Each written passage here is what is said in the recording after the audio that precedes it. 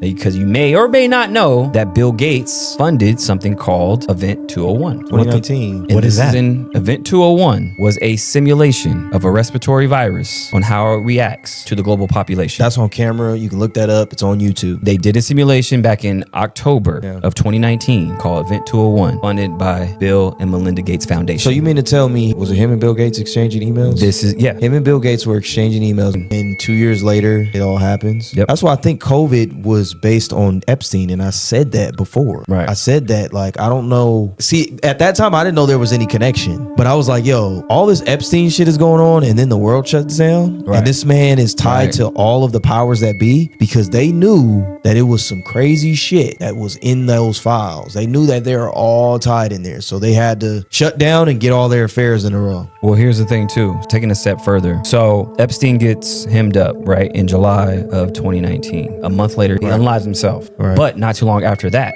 the first COVID case we see, because COVID didn't start in 2020. Right. It started in late 2019. Yeah. So he dies, and then a few months later, we have COVID, and then the whole world shuts down.